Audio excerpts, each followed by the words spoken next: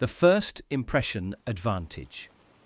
Your reputation walks in a few seconds ahead of you. Before a word leaves your mouth, people are already writing your story. That is the first impression advantage. It is not fair. It is real. And when you learn to shape it, doors open that would have stayed shut. Here is the truth most people ignore. Brains are fast. We thin slice. We take a handful of cues and build a whole picture. Clothes, posture, tone, even the way you pause before speaking become a label. Warm or cold, present or distracted, certain or guessing. You can argue with that, or you can design the moment. Start before the moment. Your environment is a quiet co-author. Choose lighting that flatters, sound that is clean, a background that says you care. If you meet in person, arrive slightly early and settle your breath. 2 slow inhales, 2 longer exhales. Calm shows up in your eyes before it reaches your voice. When you step in, let your body speak first. Shoulders relaxed, spine tall, chin level. Lead with warmth, not performance. A genuine half smile softens edges without looking staged. Match your energy to the room, then lift it by a notch. That small lift becomes a signal that you are here to add, not to take. Your first sentence should do simple work: name, context, intention.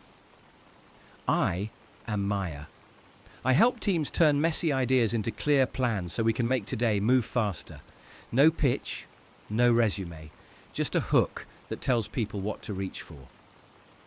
If you are unsure what to say, try a single line that offers value before you ask for anything. I brought a sketch that might save us some time. Would it help to see it? Honor names like they matter, because they do. Say a name once with warmth and you create a bridge. Keep eye contact in gentle bursts, not a stare. When someone else speaks, tilt your head slightly and listen past the words for the motive. Curiosity is magnetic. It makes people want to give you the benefit of the doubt. Dress as a promise, not a costume. Choose one element that suggests intention, like clean shoes or a crisp collar, and keep the rest simple. You are signaling alignment, not shouting status. Close the first minute with a small win. Offer a clear next step or solve a tiny problem on the spot. Tiny wins grow a halo that follows you through the rest of the conversation. Remember, unfair is not the enemy. Unaware is. The world will make up a version of you either way. Give it the version that opens the right doors, and let the first impression do the heavy lifting you no longer have to. The attractive advantage. A stranger can cross a room without saying a word and somehow doors swing open. That isn't magic. It is the attractive advantage, and it tilts the floor beneath all of us. People who look put together are treated as more capable, more trustworthy, even before they have proven anything. The world is scanning at a glance and drawing bold conclusions in the space of a heartbeat. I watched it play out with 2 candidates who shared the same qualifications, the same resume beats, the same calm voice. One arrived with wrinkled clothing, a tired posture, and eyes that drifted away mid-sentence. The other walked in with polished shoes, a relaxed spine, and a quiet, warm smile. The second person left with new opportunities, same talent, different first signal. Here is the part no one tells you. Appearance is not only bone structure or genetics. Perceived attractiveness is a stack of signals you can shape. Clean lines, clothes that fit your body rather than the hanger, a haircut that frames your face and stays out of your eyes, skin that looks cared for because you sleep, hydrate, and keep a simple routine, posture that says you are safe to approach, a voice that lands like velvet instead of gravel because you breathe from your diaphragm and slow your pace. These are small dials and they move large outcomes. Online, the dials still matter. Light your face from the front, not above. Lift the camera to your eye level so you are not looming or shrinking. Choose a background that is clear and calm. Smile with your eyes before your mouth, the kind that softens your cheeks. When you write, be concise and kind. Clear language is attractive on the page. In rooms where decisions are made, the halo effect is real. One good signal paints the rest of you in gold, and one sloppy signal does the opposite. So, stack the odds, arrive a few minutes early, and settle your breathing. Keep your phone out of sight so you are not tugged by invisible strings. Start with a specific compliment or sincere curiosity. That warmth frames you before your expertise appears. If resentment is rising, breathe. This is not about pretending to be someone else. It is about revealing the best of you rapidly and reliably. Looking cared for signals that you will care for the work. Carrying yourself with ease signals that you can carry pressure. Kindness, especially under stress, is a beauty that cannot be faked. The floor will never be perfectly level, but you can step on it differently. Shape the light you stand in. Make it easy for people to choose you, not because the world is fair, but because you learned the game and chose to play it well. The tall advantage. A taller person doesn't just see over the crowd, they get seen by the crowd. That visibility does quiet favours. People make room, eyes lift, voices tilt up to meet them. No application required, no speech needed. The advantage isn't only about inches, it's about what height signals, even when no one says it out loud. Height reads as certainty, and certainty is contagious. A taller frame often enters a space, and the space subtly rearranges. Chairs scoot, people pivot. Decisions feel a touch easier to nudge when your perspective literally sits higher on the horizon. Psychologically, our brains link verticality with authority. A straight spine and eye-level contact shift how you feel and how you are read. Here's what it looks like in real life. You walk into a team meeting as the new hire, and the tallest person in the room casually claims the end of the table. They do not speak first. They do not need to. When the manager opens discussion, heads drift toward the tallest figure like sunflowers. Their comment lands with extra weight, not because it's better, but because it arrived from a higher perch. The room writes it as confidence. The room hears it as direction. That is the tall advantage. It is not fair, but it is not destiny either. The question is not how to grow taller, it's how to borrow the signal without the inches. Start with posture you can feel, not posture you perform. Plant both feet. Unlock your knees. Lengthen the back of your neck, like someone is gently lifting your collar. Aim for calm height, rather than rigid height. Calm height says, I have room inside my voice. People step into that room, then manage angles, stand where sightlines are clean. In a circle, shift a half step to an edge so you are framed against space, not bodies. At a table, choose the seat with the clearest view of the door or the board. It puts your face in the natural path of attention. When speaking, lift your first sentence, short, grounded, then pause. The pause lets presence do some lifting for you. Use language that stacks quietly. Not louder, but slower. Not more words, but truer ones. Try phrases that anchor the room. Here is what matters. What I am noticing is this. People borrow your certainty when you lend it slowly. And if you are already tall, the hidden advantage is restraint. A gentle tilt of the head. A softer entry. Ask one more question than you answer. You will still be seen. You just won't crowd the air you're given. The world will always give extra inches to some and extra doubt to others. Accept that and then choose your leverage. You can raise your vantage point with posture, with placement, with pauses, with words that stand up. Height is a head start, yes, but presence is a craft. Build it and you do more than level the field. you change where the field sits. The wealthy parent advantage. Some kids start the race with a tailwind you can't see. It looks like confidence. It sounds like fluent emails, calm phone calls, and the quiet certainty that if something goes wrong, someone will help fix it. That's a big part of the wealthy parent advantage. It isn't only money, it's translation, it's rehearsal, it's safety. Picture the after-school rush. One student walks home thinking, "I'll try again next time." Another rides home while a parent texts a counsellor, scans the calendar, suggests a tutor, and drafts a 2-line email that reads, "Clear and respectful." By dinner time, problem reframed, next step set. That child didn't just get help, they got a model. Next time, they'll know how to ask, who to ask, and what to say. A lot of that advantage is emotional air. When setbacks feel like threats, the brain narrows. When someone you trust says, "We'll figure this out," the room gets bigger. Psychologically, safety and belonging prime motivation and effort, not just talent. And tucked inside those households are tiny scripts you rarely see.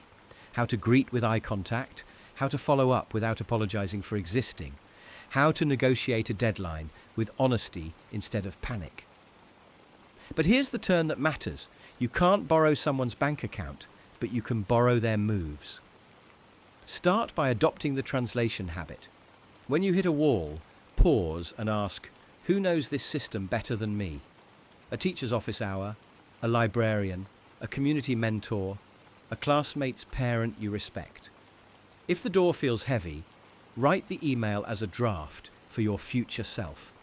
One clear question, one sentence of context, one proposed next step. Keep it warm, not wordy. That is a transferable skill.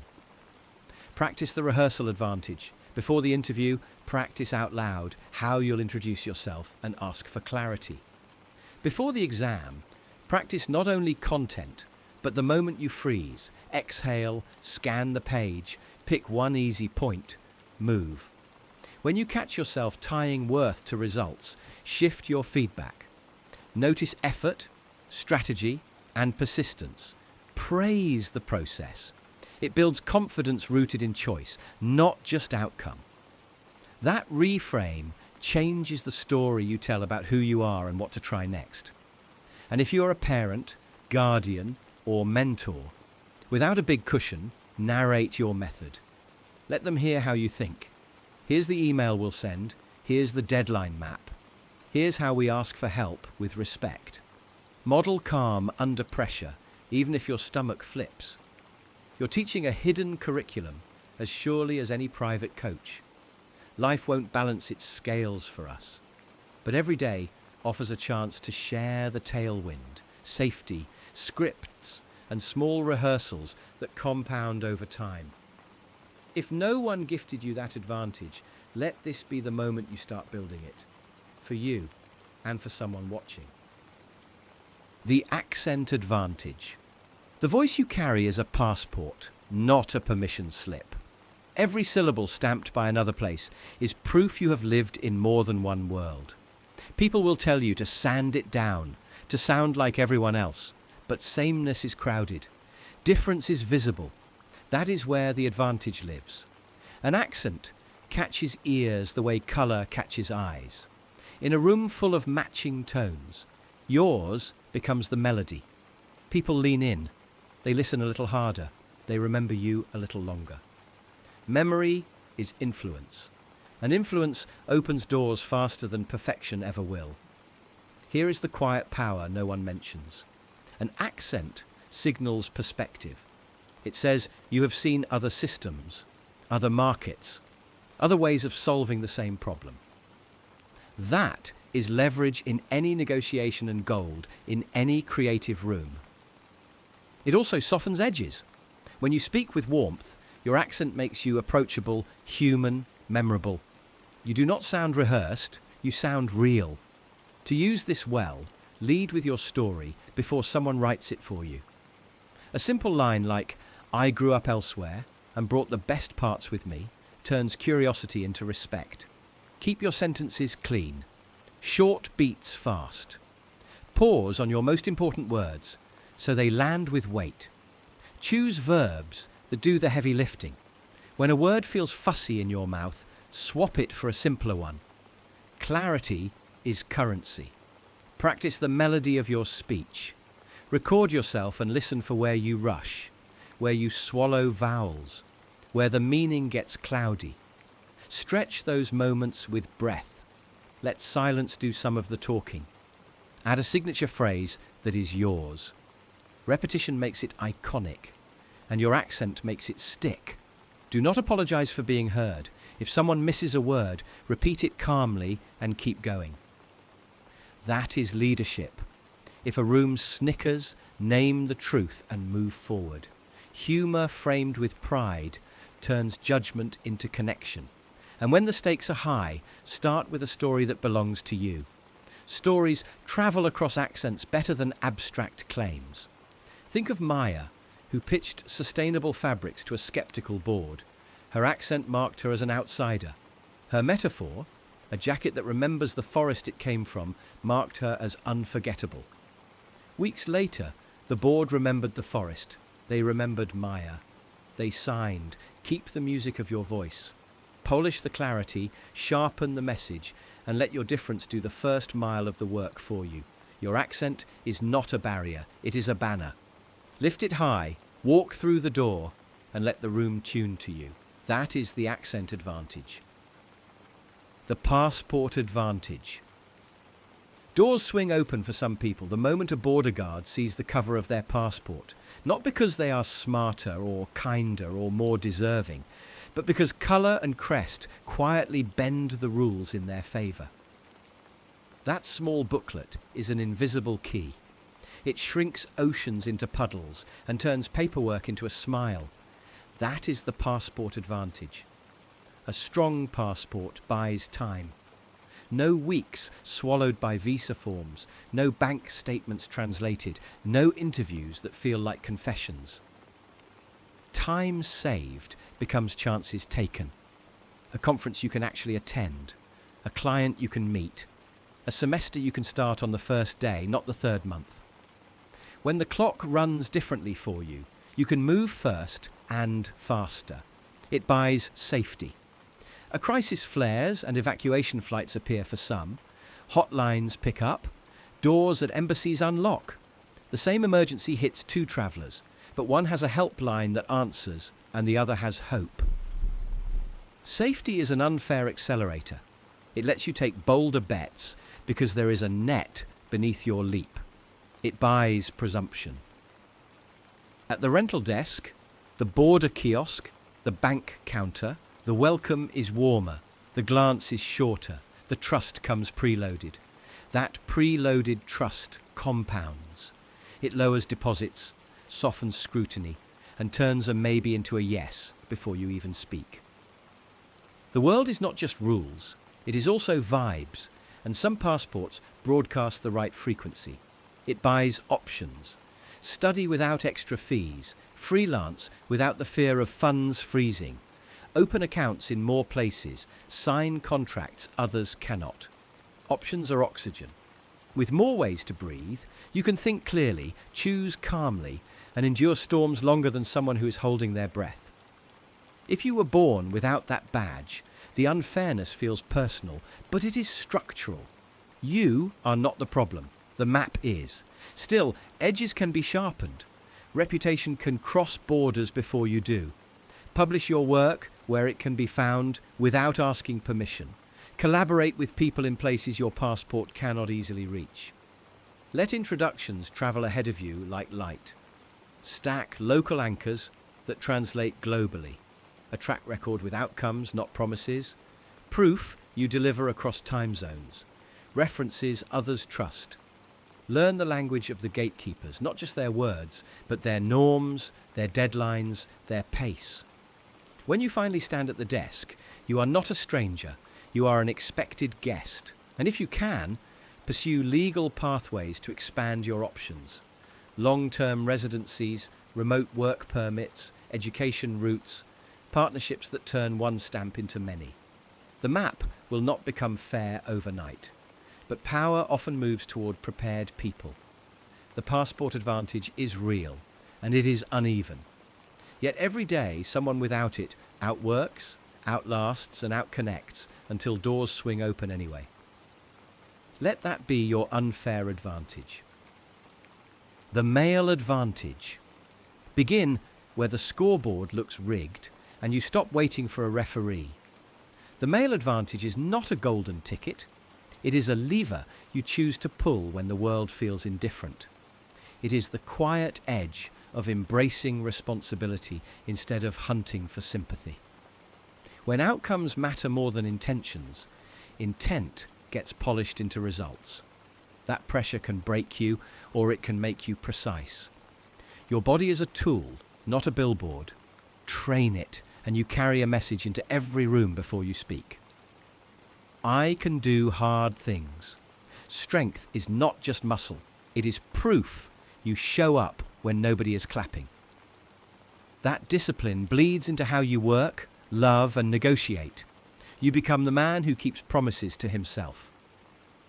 In a loud era, self-control is an unfair advantage. Most people chase novelty. Your edge is boredom tolerance. Reps without applause compound. Writing a page, coding a function, selling one more call, learning one new idea day after day for years turns into a moat of competence that can't be faked. Boredom is the toll booth to mastery. Pay it and you pass others who quit when it stopped being fun. Risk feels different when you own the downside. Lean into that. Take calculated swings with a plan to survive the miss. The advantage is not reckless courage. It is the ability to suffer small pains now to avoid big pains later. When you can carry failure without drama, you make moves others avoid and the map opens. Silence is your ally. Listen longer than is comfortable. People reveal the play if you let them finish. In rooms where everyone performs, the quiet man who notices details wins. You don't need to prove you are the smartest. You need to be the most useful. Ask better questions. Take better notes. Ship better work. Build a brotherhood, not an audience. A few men who challenge your excuses will multiply your potential more than 1,000 compliments. Trade resources, ideas, and accountability. Keep score in skills, not likes. When iron sharpens iron, the sparks light the path. Money respects solutions. Learn valuable problems and make yourself the answer. Stack practical skills. Communication, sales, tech, leadership, negotiation. Pair them with a calm temperament and a reliable reputation, and doors unlock. The world may not be fair, but it is predictable. Results, resilience, and relationships tilt the odds. Your name is your credit score with life. Protect it, tell the truth, show up on time, own your mistakes, and finish what you start. A man who can be trusted is a rare asset. Rarity is leverage. Start today. Pick one hard thing you will do daily without negotiation. Lift, read, build, or sell. Stack small wins until momentum carries you. When you stop asking for fair and start creating advantage, you become the kind of man unfairness cannot hold. The confidence advantage. The room listens to the person who believes their own voice. That is the quiet secret, the unfair edge you feel but cannot measure. Confidence tilts the floor in your direction. It is not arrogance, not noise. It is the steady belief that you can figure it out, so people start betting on you before the proof arrives. I learned this in a beige conference room with stale coffee and a project hanging by a thread. I had no title, no seniority, and less experience than anyone there. But I had spent the night rehearsing the story of our plan until the words felt like muscle. When the moment came, I spoke first with a calm I did not fully own yet. The table stopped fidgeting. By the end, The person with the biggest salary asked me what I needed to execute. Doors opened that day because I acted like I belonged before the world told me that I did. Confidence is not gifted. It is built like a callus. You build it by keeping promises to yourself when nobody is watching. Wake when you said you would. Finish the page you said you would write. Speak the truth you said you would say. Every small promise kept turns down the volume of self-doubt. That is why confidence looks unfair from the outside. People only see the highlight. They do not see the hundreds of private reps that made the public moment look effortless. There are practical switches you can flip. Breathe slower than the room. Shoulders back, eyes steady, voice one shade lower and one beat slower than your nerves want. Replace "I think" with "my view is." Ask the simplest question out loud, because the person who reduces the fog owns the map. Take the seat closest to the action. Say your name clearly. These are tiny signals, and together they tell the world you are safe to trust. Do not wait for the feeling to arrive before you act. Action manufactures the feeling. Borrow confidence from your preparation, your values, or your team until you have your own. If fear shows up, treat it like a green light for growth and go anyway. You will probably stumble. Confidence is not the absence of mistakes. It is the decision to remain resourceful through them. Learn out loud, recover quickly, and move again. When you carry this kind of self-trust, life does start to feel unfair. People take your calls. Opportunities invite themselves. The compounding is real, and it favors the bold. Start small today. Keep one promise to yourself. Speak once with conviction. Ask for what you want with a calm smile. Then do it again tomorrow. The room is waiting for the person who believes their own voice. Let that be you. The early start advantage. The race doesn't start at the starting line. For some, it quietly begins years earlier, inside bedtime stories, in weekend lessons, around dinner tables where plans are spoken like weather reports. That is the early start advantage. It is compounding in disguise. A tiny push, repeated early and often, becomes a tailwind you can feel but not see. Picture two kids who both love music. One is handed a keyboard at age 5 and spends a few playful minutes each day pressing keys. The other discovers the same passion at 15. By then, the first kid isn't just better. They think in chords, hear patterns, and know how to practice. The difference isn't talent. It's time stacked on time. Feedback stacked on feedback. Small habits stacked into identity. This shows up everywhere. Early readers wrestle with harder ideas sooner. Early coders debug not just programs, but their patience. Early athletes learn how to train, recover, and stay consistent. Starting early builds a fluency that turns effort into instinct. But what if that wasn't your story? Then you do something deceptively powerful. You shorten the loop between doing and learning. Early starters had years to run many cycles. You can run cycles faster. Trade intensity for frequency. Choose 20 minutes every day over 2 hours, once a week. Keep a simple practice log. Make improvement visible. Feedback is the fuel. Ask for it more often than feels comfortable. Borrow environments. If you did not grow up around a skill, park yourself where that skill is normal. Join communities where the behavior you want is boring. Sit in on open rehearsals, volunteer at meetups, shadow someone for a week, apprentice informally by helping with unglamorous tasks. Proximity is a teacher that speaks without words. Stack skills that multiply each other. Pair storytelling with data, design with psychology, negotiation with basic accounting.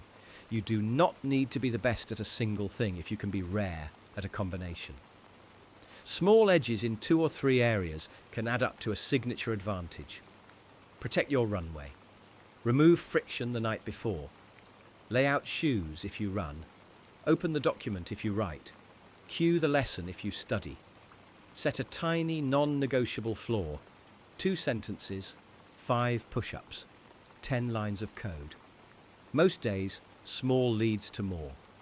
On hard days, small keeps the chain unbroken. Remember, the early start advantage is real, but so is the late surge.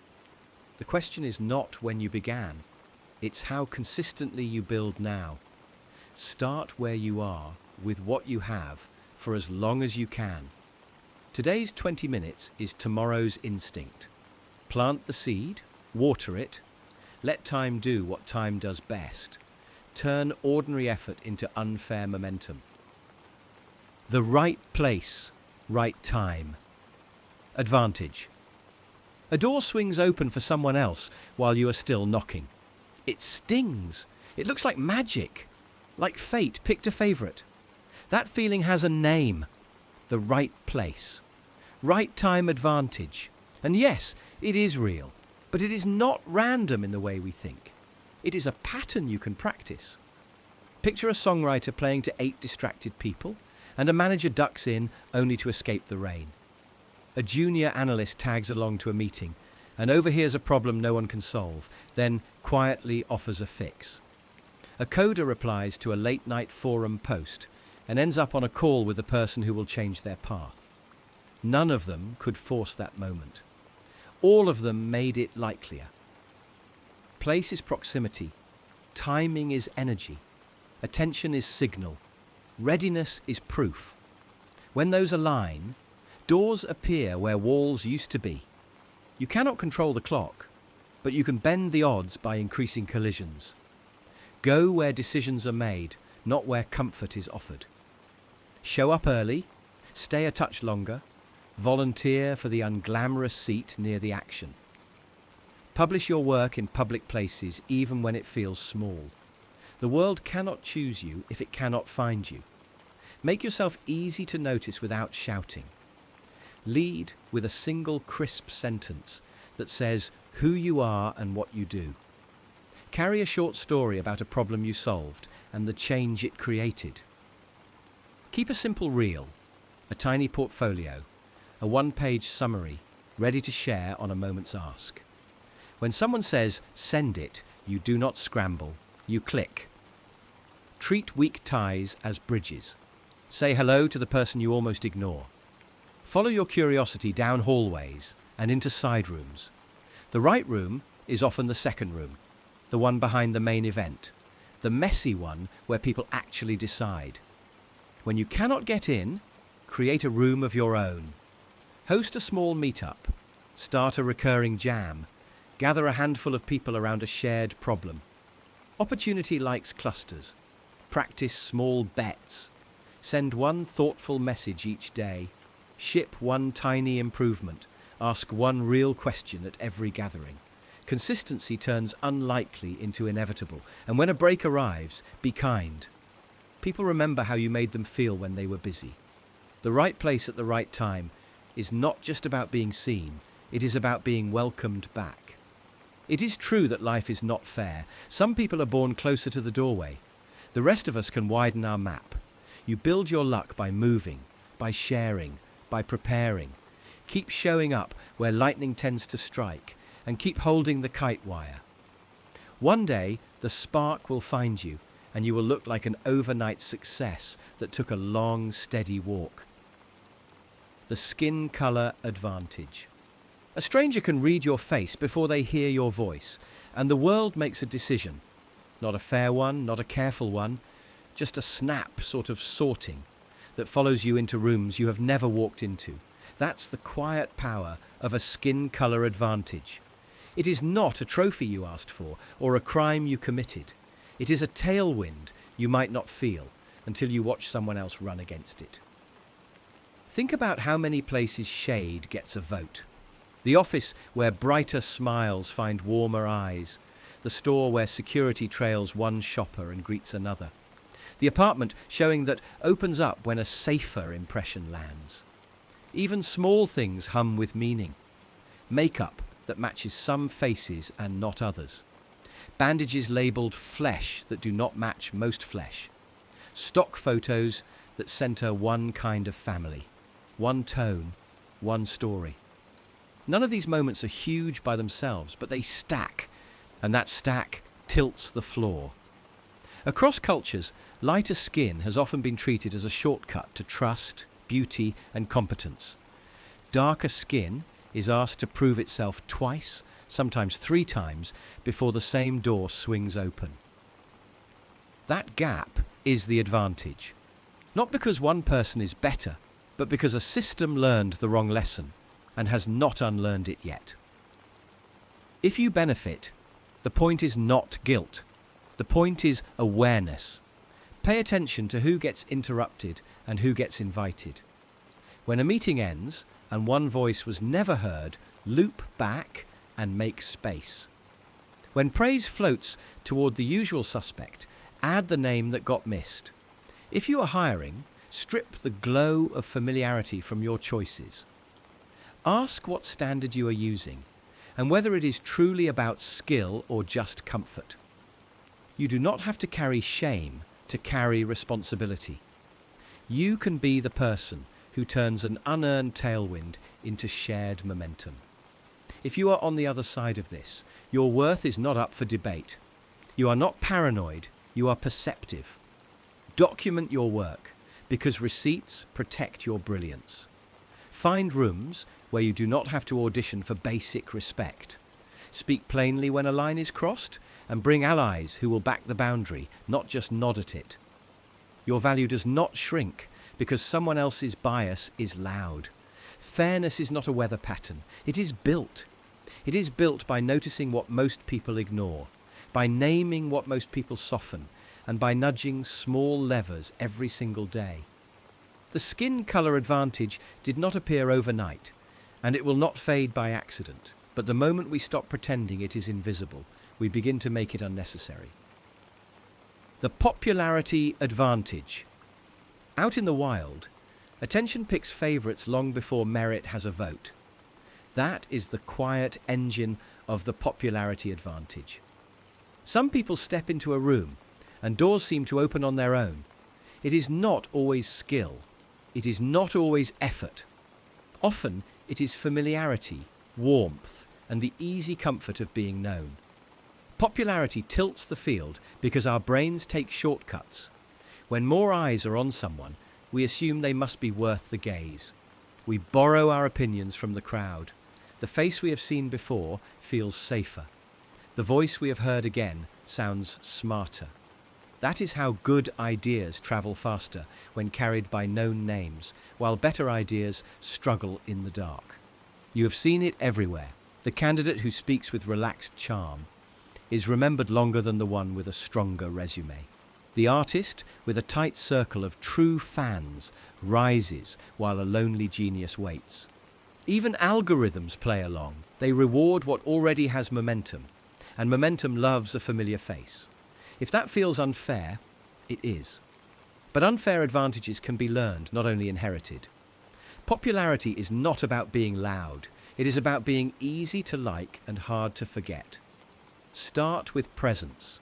Show up more than you think you need to. Repetition builds trust. People choose the steady drum, not the random cymbal crash. Make people feel seen. Learn names and use them. Ask the second question that proves you were listening. Offer quick wins without keeping score. When you give status, you borrow shine. Share credit out loud. Celebrate others when they are not in the room. Word travels. Craft a simple story about who you are and repeat it until others can repeat it for you. A memorable story is a shortcut strangers use to place you on their map. Keep it true, short, and sticky, like a handful of words that travel well from one person to the next. Build small stages instead of chasing big ones. Host the gathering. Start the group chat. Sponsor the coffee. The person who brings people together becomes the center by default. That center multiplies luck. You hear things first, you meet people earlier, you become the bridge that opportunities cross. Be visible in one lane long enough to matter. Range is fine, but clarity earns trust. When people know what to recommend you for, they recommend you more. Consistency beats intensity. A slow flame cooks the meal. Finally, guard against the dark side. Popularity without substance is short-lived. Make the inside match the outside. Keep promises. Learn fast. Help more than you ask. Do this long enough, and the field tilts, not by accident, but by design. The unfairness did not disappear. You learned how to hold it in your hands. The Charisma Advantage. Some people walk into a room and the air just shifts. Conversations bend toward them. Decisions tilt their way. And even their mistakes feel smaller. That is the Charisma Advantage, and it can feel wildly unfair until you realize it is a skill made of tiny choices anyone can learn. Start with presence. Most people scatter their attention. Charismatic people place it. Slow your breath. Feel your feet, and let your gaze land on one person at a time. When you speak, finish your sentence, then pause long enough to hear the soft click of silence. That pause tells the room you are not chasing approval, you are choosing your words. Add warmth. Charisma is not just bright, it is benevolent. Open your body, soften your face, and let your smile reach your eyes before your mouth. Use names like you are returning a gift. Notice one specific thing about the person across from you, their thoughtful question, their patience in the meeting, their sharp observation, and say it out loud. Give a fast compliment and a slow question. You will feel the energy unwind in your favor. Then bring power. Power is not loud, it is unhurried.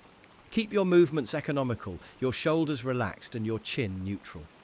Speak a touch slower than the room, with a low, steady finish to your sentences. Let silence do some of the heavy lifting.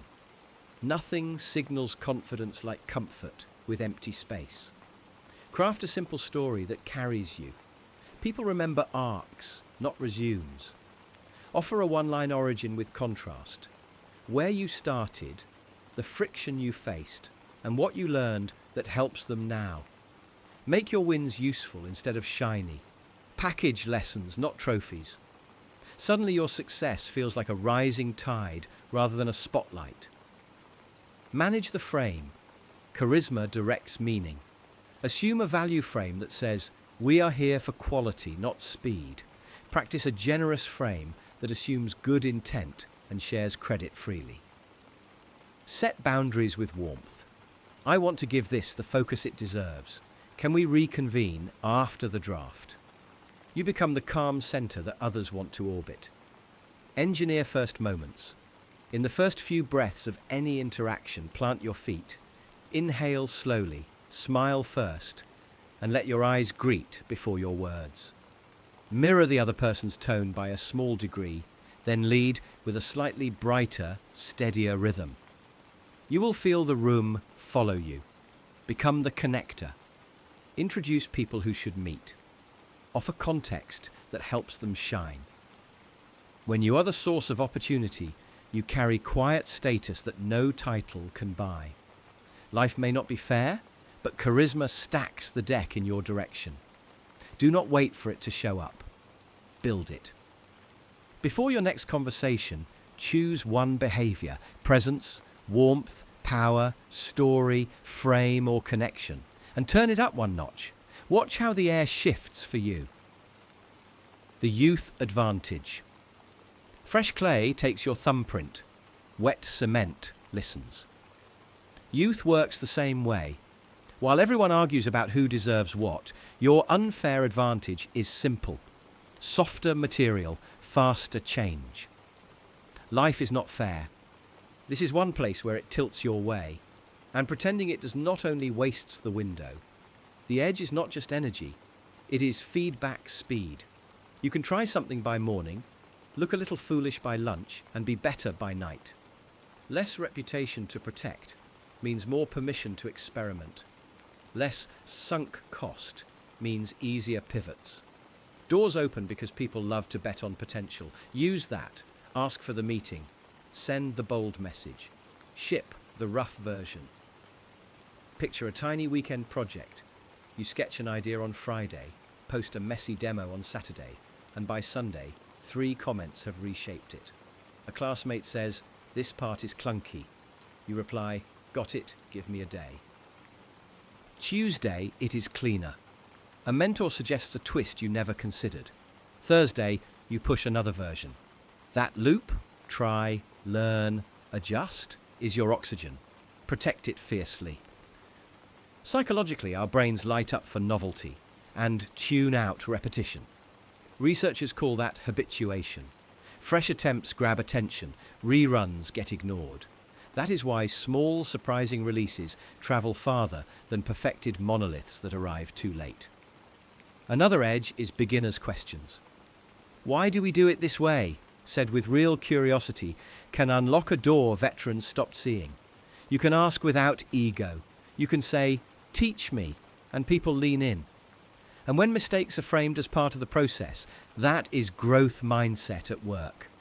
Effort praised, iteration normalized, confidence compounded.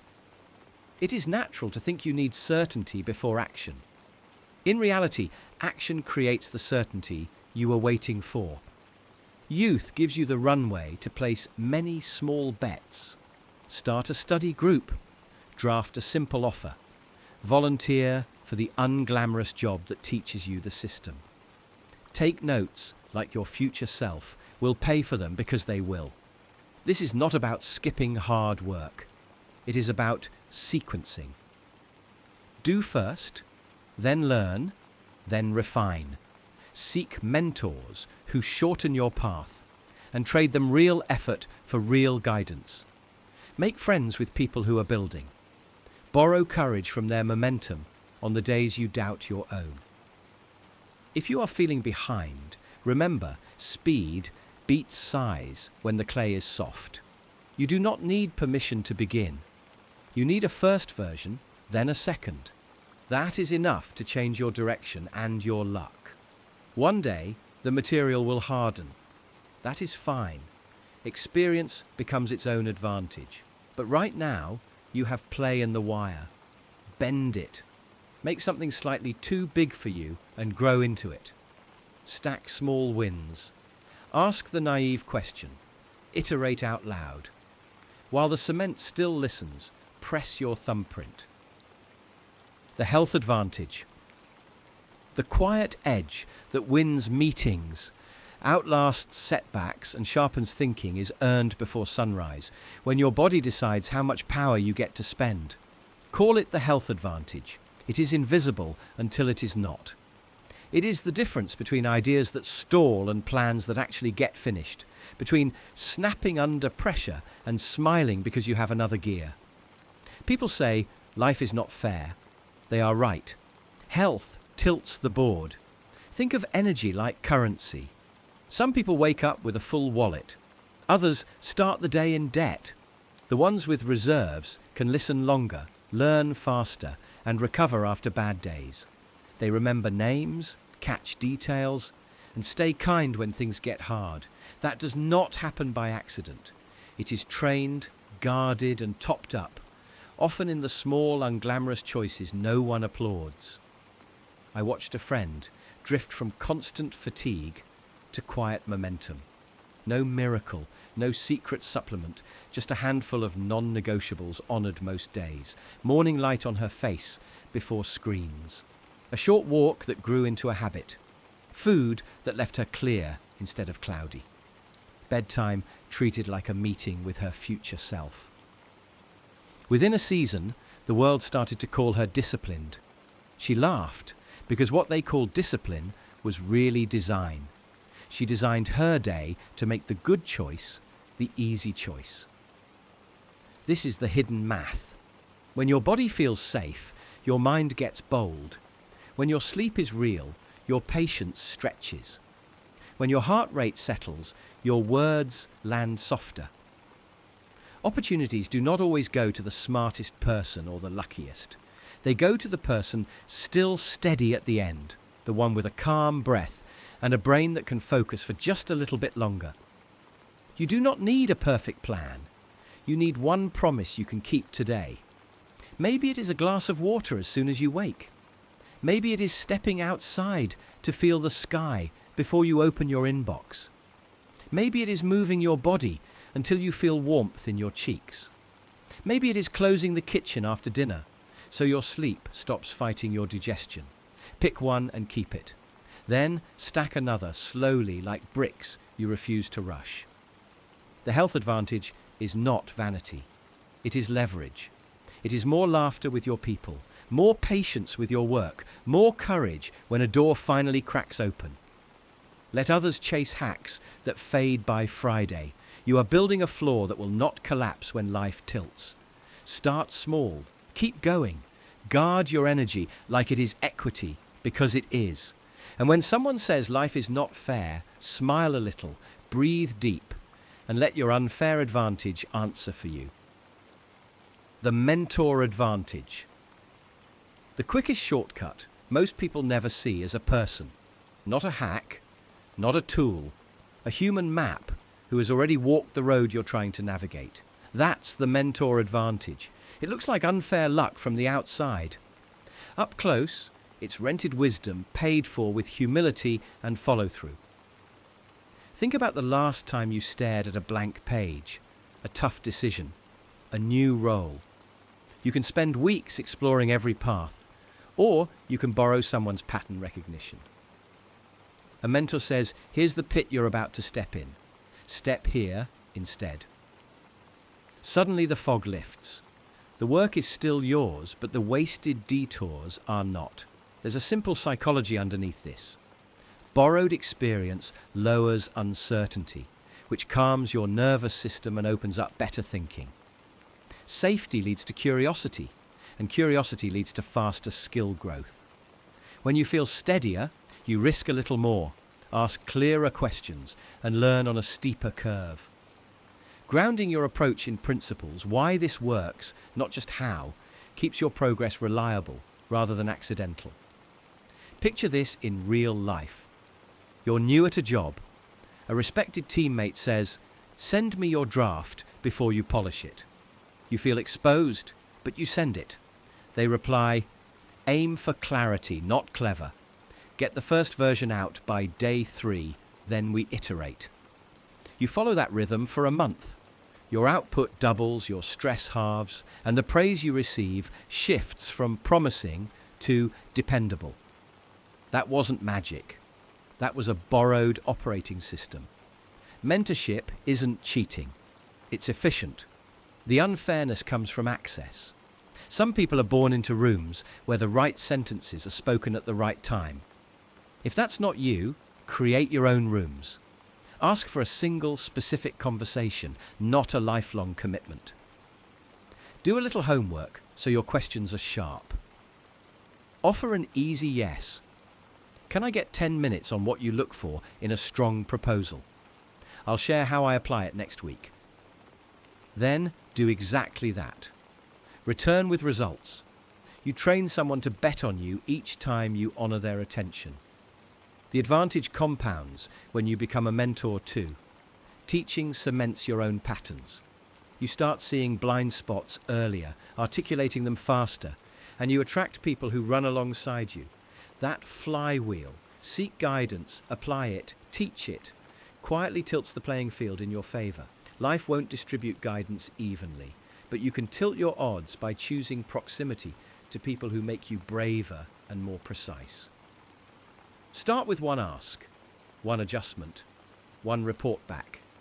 One small door opens, then another. Soon, the path that once looked unfair feels navigable, even kind, and the person following behind you will think you're lucky. They won't see the quiet decision you made to borrow a map and then share it. The inherited network advantage. Doors swing open for some people before they even knock. Their name travels ahead of them. Their email sits on the top of the pile because someone whispered, "This one is worth your time." That is the inherited network advantage. Not luck, not magic, but a web of relationships handed to you before you even start. Picture two graduates walking into the same lobby. One brings a resume, the other brings a last name that rings a bell. The first waits, the second gets walked past the line. Neither person is better or worse.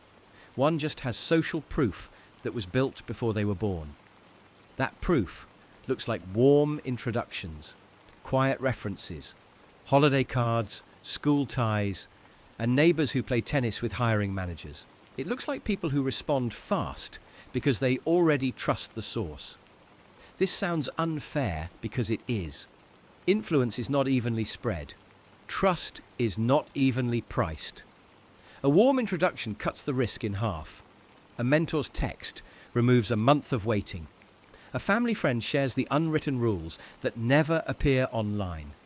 The game is simpler when you hold the map. So what if you do not? You build one. You borrow trust until you earn it. Start by showing up where generous people gather. Early morning meetups, small workshops, volunteer committees, industry groups that still shake hands. Introduce yourself without asking for anything. Offer a small, concrete help first. A short note, a quick review, a thoughtful summary. Make it easy to say yes. Keep your promises in plain sight. When people see you follow through, they begin to move you from stranger to familiar, from familiar to ally, from ally to sponsor.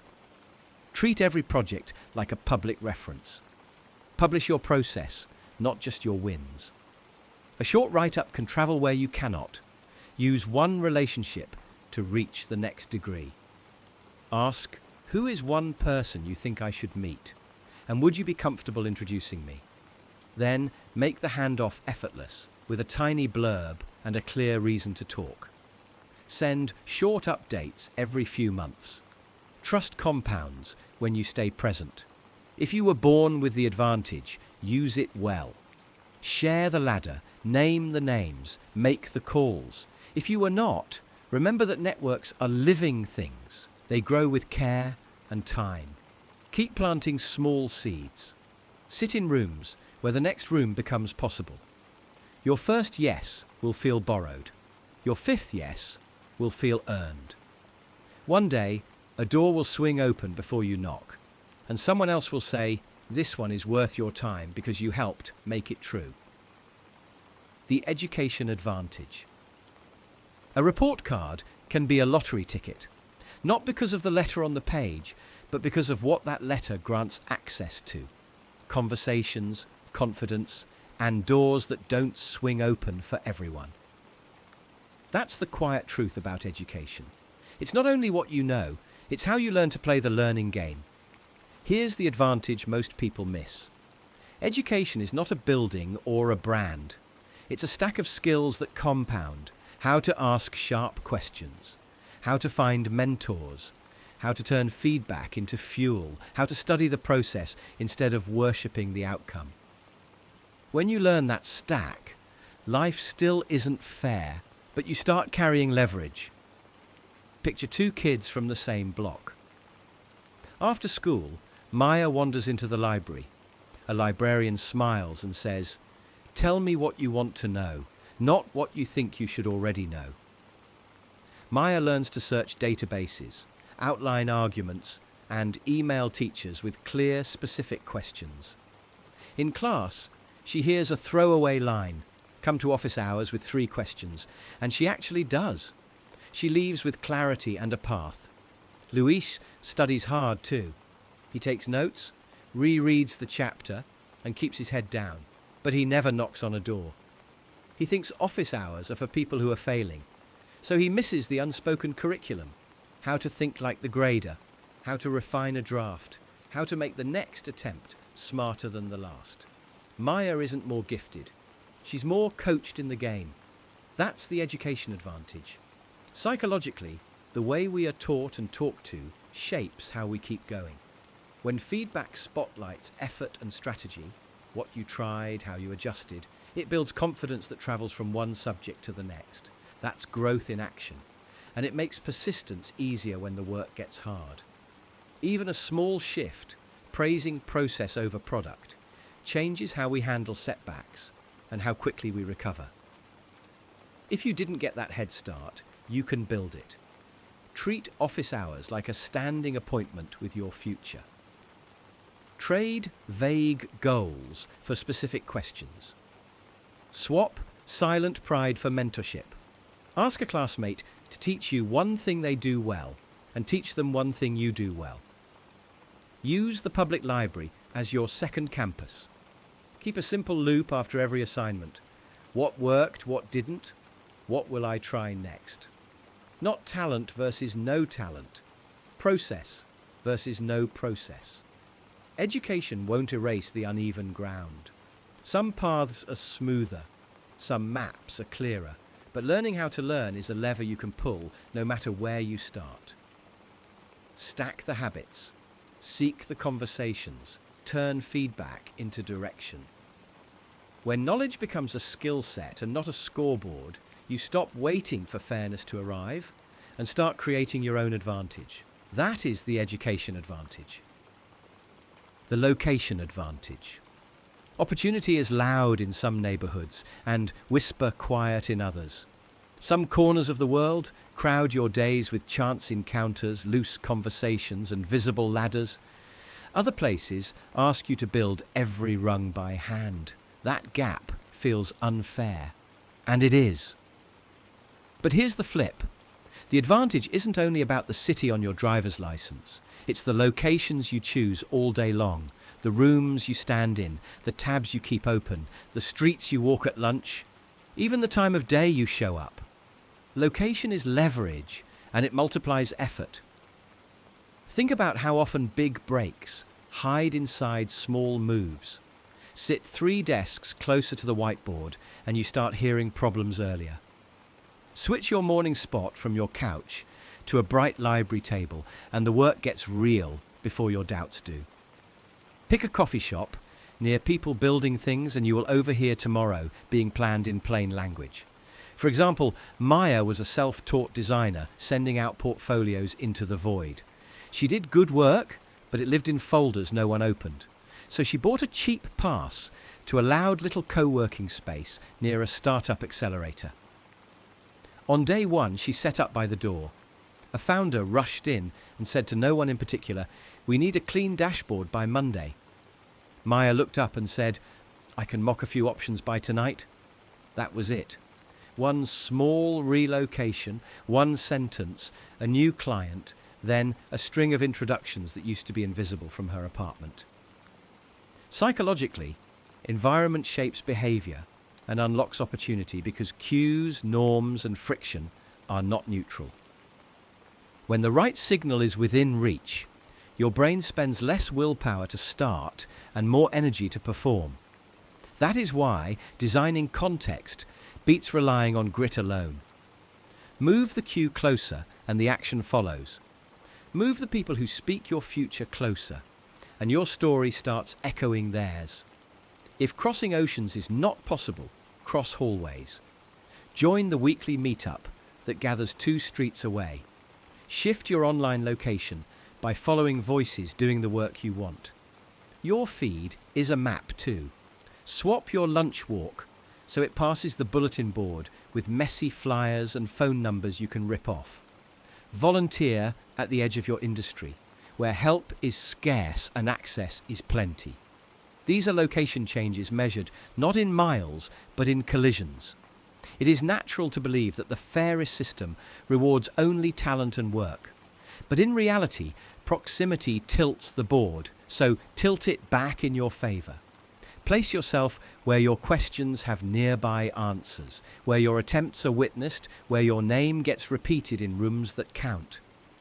In the end, location is not only a place, it is a strategy. Choose it on purpose and let where you are start working for you. The technology advantage. Some people sprint on rocket skates while the rest of us run barefoot. That's the technology advantage. It compresses time, multiplies effort, and turns tiny edges into towering leads. Someone learns a tool, and suddenly 1 hour of their work hits like a day of yours. It does not look fair because it is not. It is leverage. Think about how tools reshape the game. The camera did not just capture moments, it created industries. The smartphone did not just make calls, it made attention portable. Today, a single person with the right stack can draft, design, code, publish, and sell while you are still switching tabs. Automation hums while you sleep. Algorithms scout opportunities while you shower. Data, once a luxury, now whispers patterns to anyone willing to listen. The advantage lives in compounding. A repeatable process becomes a system becomes a machine becomes momentum. Someone sets up a workflow that answers customers, schedules content, prices inventory, and tests ideas without asking permission. Each day, the machine learns a little more, shaves a little friction, and widens the gap. That gap is why life feels uneven. You are not just competing with people. You are competing with their tools, their teams of invisible bots, their libraries of prompts, and their army of saved templates. Access matters. Early adopters stumble and win. They give themselves permission to be bad for a week, so they can be dangerous for a year. They do not wait for perfect tutorials. They click, break things, read the error, and try again. Meanwhile, the late crowd argues about whether the tool is real. While they debate, the early few quietly ship. But there is hope baked into this unfairness. Technology is teachable. Tool literacy is the new reading. You gain ground by asking a simple question. What steals my time? And which tool can steal it back? Record your screen once, and you never have to teach the same task again. Connect two services and suddenly your calendar, your notes, and your outreach stop dropping threads. Draft with an assistant, then rewrite in your voice. Publish small every day and let feedback tune the signal. Here is the quiet truth. Character still compounds. Curiosity pulls you into new tools. Discipline turns hacks into habits.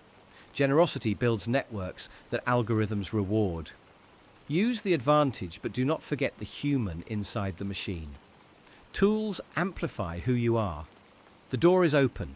Pick one workflow and wire it. Pick one problem and automate it. Pick one skill and level it with a tool. The advantage is not a birthright. It is a habit. Call the elevator, step in, press the next floor. The social class advantage. The race looks even only if you ignore the starting lines. One kid gets a morning of piano lessons, a quiet room, a parent who knows the teacher's name. Another kid wakes up to a second job alarm, a crowded apartment, and a bus ride that eats an hour each way. Same finish line on paper. Completely different course in reality. That gap has a name. Social class advantage. Think of it like an invisible escalator. It is not just money. It is the rhythm of a household where bills are paid on time, where crisis doesn't knock every other week. It is the accent that opens doors. The neighborhood where internships get whispered over dinner.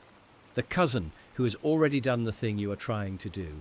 It is confidence that feels natural because you grew up seeing people like you in the rooms you want to enter. It shows up in small moments that compound.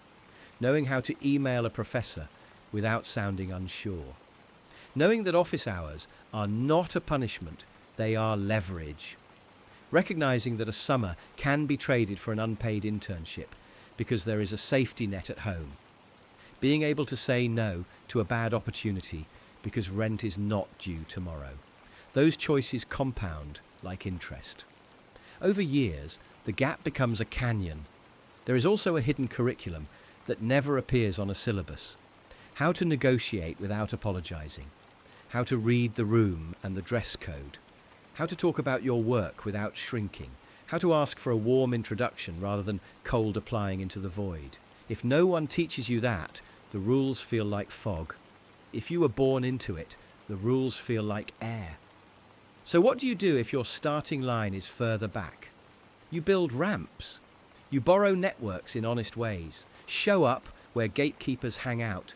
public lectures, community meetups, alumni events that do not check last names.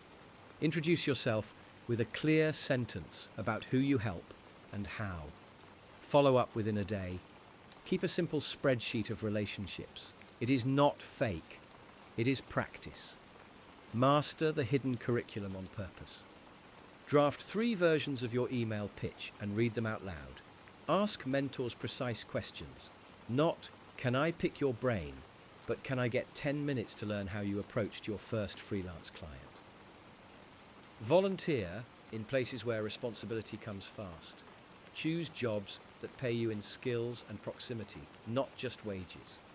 Build a micro safety net. Small buffers change behavior. A little cash cushion lets you say no to toxic opportunities and yes to strategic ones. Stack tiny, reliable habits. 1 hour a week to learn, 1 hour to reach out, 1 hour to ship something public. You did not choose your starting line. You can choose your pace, your practice, and your teammates. Climb the stairs while others ride the escalator. And when you find a working ramp, leave it in place for someone behind you. That is how advantage starts to change hands. The Reputation Advantage. Before you walk into a room, something else has already made the first impression. Your reputation. It moves faster than you, speaks before you, and lingers after you leave. That can feel unfair. 2 people with the same skills, the same work ethic, and the same results won't get the same doors opened. The difference is the story people already believe about them. Here's the idea worth holding on to. Reputation is your quiet, unfair advantage, and it's built in tiny, repeatable moments. Not the big speech, not the one dramatic win, the pattern, the way you answer when you don't have the answer, the promises you make on Tuesday and keep on Thursday, the tone you use when plans change and someone else is stressed. Those moments pile up. They turn into trust, and trust shortcuts decisions. Psychologically, we lean on shortcuts under uncertainty, which is why consistent signals of reliability make people feel safer and more open to you. Picture 2 freelancers meeting a new client. Both bring strong portfolios. One has a reputation for clarity and follow-through. The client has heard they send clean summaries, they flag problems early, they don't disappear. The meeting lasts half the time. No hard sell. The client says, we'll start next week. The other freelancer is just as capable, but without that story, the client asks for more references, more checks, more time. Not fair? Maybe. Real? Absolutely. Reputation compresses friction. It's the same at work. The teammate known for owning mistakes gets picked to lead the high-stakes project because people trust their updates. The neighbour who returns things exactly as borrowed gets the spare key. The friend who never gossips hears the truth when it matters. Each example starts the same way. Reputation precedes opportunity, then opportunity expands reputation. That loop compounds. So how do you steer it? Start small and stay specific. Under-promise and quietly over-deliver. When you're unsure, say so and set a time to circle back, and then do it. When tensions rise, lower your volume and lift your clarity. Offer fewer opinions and more accurate summaries. Credit others out loud. None of this is flashy. It is, however, memorable because it teaches people what to expect from you. And expectations drive decisions. There's a deeper layer here. Reputation is not a costume. If the signals you send don't match the values you live, people feel the wobble. Over time, the mask slips. The good news is that small, honest patterns become a sturdy identity. And once that identity is known, you get invited earlier, trusted longer, forgiven sooner. That is the reputation advantage. Build it like a habit. Example, insight, then follow through. Let your actions set the story, let the story open the door, and let your consistency keep you in the room. Life won't always be fair, but you can make this tilt work in your favour. Guard it, grow it. Let it go ahead of you. The Sibling Order Advantage. Blame the family photo for rigging the game. The spot you stood in, the shoes you were handed down, the voice you had to raise or soften at the dinner table. All of that quietly drafted your playbook. Sibling order doesn't just shape stories. It stacks the deck with advantages that feel invisible until you notice who reaches for responsibility, who reads the room, who pushes the red button, and who keeps the peace without being asked. Firstborns often get the clipboard before they get the car keys. When the call comes to organise, they move first. Early practice with responsibility turns into confidence under pressure and a bias for structure. That is an edge in classrooms, meetings, and any place where someone needs to set direction. The risk is becoming a referee instead of a player. If that is you, schedule a little chaos. Take one project where you do not ask for permission. Delegate sooner than is comfortable. Build a small habit of trying the unproven version before the polished one, so your advantage doesn't harden into caution.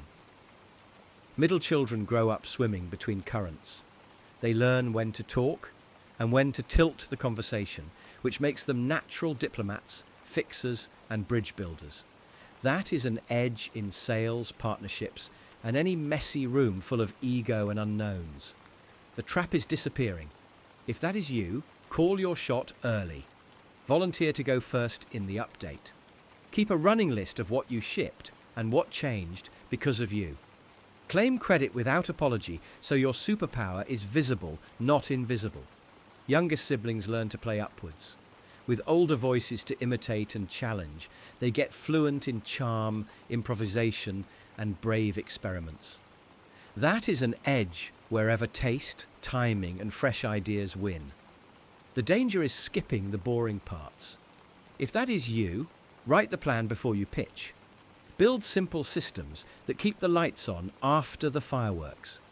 Practice saying, "Here is the risk, and here is how I will cover it." Your flair becomes unstoppable when it rests on a steady frame. Only children are raised in a boardroom of one.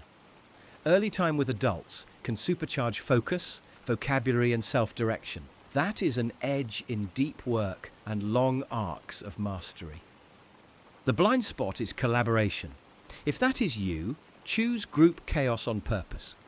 Join the team where your idea is one of many. Host the potluck. Practice compromise as a skill, not a sacrifice. None of this is destiny. It is a starting hand. Steal across the deck. Firstborns borrow the youngest's boldness. Youngest borrow the firstborn's discipline. Middles borrow the only child's focus. Onlies borrow the middle's radar for people. Life is not fair, but it is malleable. Play the advantages you were handed, then learn the ones you were not. The Gender Bias Advantage. The game was tilted before you even stepped on the field. Not because you did anything wrong, but because the story about you started writing itself the moment people guessed your gender. That story can block doors. It can also unfairly open some. The point isn't to celebrate the tilt. It's to learn how to see it, steer it, and where possible, turn it. Picture a meeting. You offer a clear solution. Silence. 10 minutes later, someone repeats it, and suddenly the room lights up. You feel that quick burn in the chest. Before it turns to resentment, try this. Name and build. To build on what I shared earlier, the outcome is faster onboarding in 2 weeks. Here's the checklist. You're not arguing. You're anchoring the idea to concrete results and moving it forward. Psychologically, naming what's happening and giving people something specific to say yes to lowers defensiveness and raises cooperation. Bias likes adjectives. Men get described as decisive. Women get described as helpful. Adjectives are slippery. Verbs are sticky. So lead with verbs. I reduced churn by 1/4. I negotiated 3 vendor contracts. It's not about being louder. It's about being unmistakable, not just likable, but but undeniable. There's another move that bends the room in your favour: sequence. Start with the result, then the rationale, then the collaboration. Here's the win.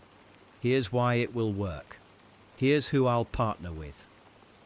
That order signals competence first, then warmth. People decide faster when they can place you, and this sequence helps them place you without shrinking you. Psychologically, clarity creates safety, and safety makes people more open to your direction. Sometimes the tilt swings the other way. A man in a caregiving role gets praised for pitching in, while his peer is expected to carry that load without fanfare. The same playbook applies. Shift the frame from novelty to normal. This is part of my role. Here's the standard I hold, and here's how I'll keep it consistent. You're converting a one-time compliment into an expectation you control. And yes, you will still bump into moments that feel impossible to fix from your seat. Recruit an ally. Before the meeting, ask a colleague to tag your contributions.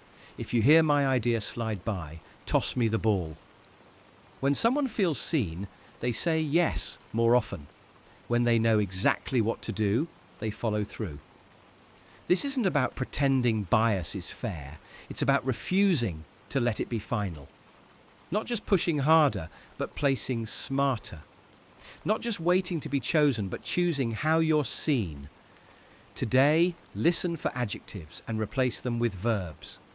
Lead with results, then reasons, then partners. Name and build. The field may be tilted. Your next step doesn't have to be. The Gatekeeper Advantage. The door was never locked. Someone was just standing in front of it. That is the quiet truth behind so many wins and losses. Not the best idea, not the hardest worker, but the person who understood the gatekeeper. Gatekeepers are everywhere. The recruiter's inbox, the editor's desk, the investor's calendar, the teacher who writes one sentence on your recommendation, even the algorithm that decides who sees your work first. Life is not fair because access is not evenly distributed, but there is an advantage here if you learn the pattern. Make the person at the gate's job safer, easier, and more rewarding, and you move first. The Gatekeeper Advantage starts with risk removal. A yes from them is a small bet with their reputation attached.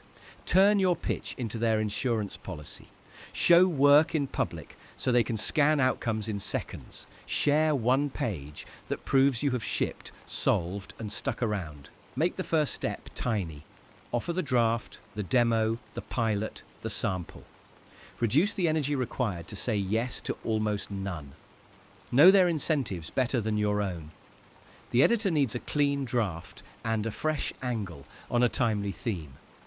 The recruiter needs proof you will not make them look foolish 3 months from now. The investor needs a believable path to momentum and a founder who communicates like a metronome. Map their worries, answer them before they ask, and you become the easy choice. Build your own gate, curate a small newsletter, host a standing call, run a tiny community, or maintain the best resource list in your niche. Curation makes people come to you. When you control even a small flow of attention, you become safer to bet on because you can bring something with you. The person who manages a doorway never waits in line for long. Relationships compound quietly. Interact long before you need anything. Reply with something specific you learned from their work. Share a private note with a fix that saves them time.